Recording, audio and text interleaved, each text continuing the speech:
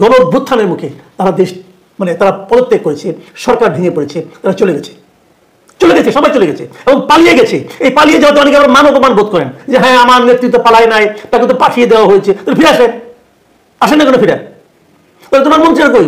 ওনার মন্ত্রী থেকে পাঠিয়েছে, তারা কেন পালাইল? তারা থাকে না কেন? দলের নেতারা কোথায়? কোন একজন কেন্দ্রীয় নেতা, জেলা পর্যায়ের নেতাকে পাওয়া যাচ্ছে না কেন? তারা পালায় নাই? সব পালাইছে। কেন পালাইছে? কারণ তাদের মনের মধ্যে অপরাধ বোধ কাজ করেছে।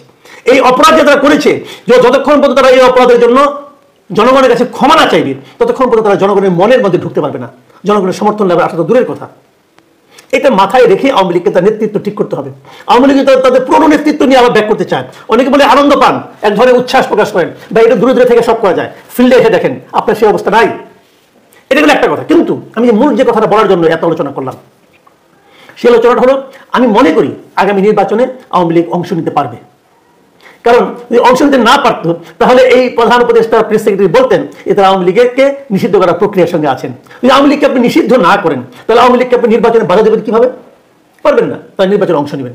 প্রশ্ন হবে, যে কথাটা ওনারা বলেছেন যে আওয়ামী লীগের যারা যারা মানুষকে খুন করেছে, যারা যারা এই রক্তপাতের সঙ্গে জড়িত ছিল, প্রত্যেকের বিচার করতে হবে। আমি কিন্তু এটা পক্ষপাতী, প্রত্যেককে বিচার করতে হবে। এই নৃশংস হত্যাযজ্ঞের সঙ্গে যারা যারা জড়িত ছিল, প্রত্যক্ষ অথবা পরোক্ষভাবে, সকলকে বিচারের আওতায় আনতে হবে।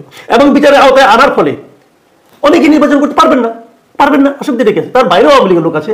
আমি তো মনে করি দেশে আওয়ামী লীগের কর্মী সমর্থকের সংখ্যা 2 কোটির উপরে আছে। না হয় আপনার 10,000, 20,000, 1 লাখ, 2 লাখ লোক চলে গেলে হবে, বাদ বাকি সবাই তো থাকবেন। তাদের মাঝখান থেকে নতুন নেতৃত্ব করে উঠবে।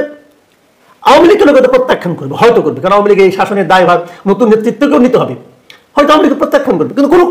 আমি সেটাও চাই, যার যা কর্ম, যার যা কৃতকর্ম, তার ফল তারা ভোগ করবে। কিন্তু আপনি নির্বাচনে আসতে দিবেন না, এই মনোভাব যারা পোষণ করেন, তারা বেসিক্যালি ফ্যাসিবাদী আচরণ করেন। ওটা হবে না। এবং আমি দেখতে পাচ্ছি আমাদের এই সরকার যেভাবে অগ্রসর হচ্ছে, তারা হয়তো ওই দিকে যাবে না। না গেলে আমি খুশি হব। প্রিয় দর্শক, আমরা চাই এই আগামী নির্বাচনটা সকল দলের অংশগ্রহণে হোক। জনগণ ঠিক করুক কোন দল টিকবে, কোন দল টিকবে না। জনগণ ঠিক করুক কোন দল ক্ষমতায় আসবে আর কোন দল ক্ষমতা থেকে ছিটকে পড়বে। সিদ্ধান্তটা জনগণের হাতে দিয়ে দেন। আপনি নিজে জনগণের দায় দায়িত্ব একা নিজের কাঁধে নিয়ে নিয়েন না। আপনি সিদ্ধান্ত দিয়েন না যে কি করতে হবে, কি করতে হবে না। কারণ আপনাকে সেই ক্ষমতা, এখতিয়ার দেওয়া হয় নাই। প্রিয় দর্শক, আমরা আশা করব আগামী দিনে সকল রাজনৈতিক নেতা, অরাজনৈতিক নেতা, সরকারি কর্মকর্তা এই বিষয়টাকে খেয়াল করবেন এবং ওনারা যার যার এখতিয়ারের মধ্যেই থাকার চেষ্টা করবেন।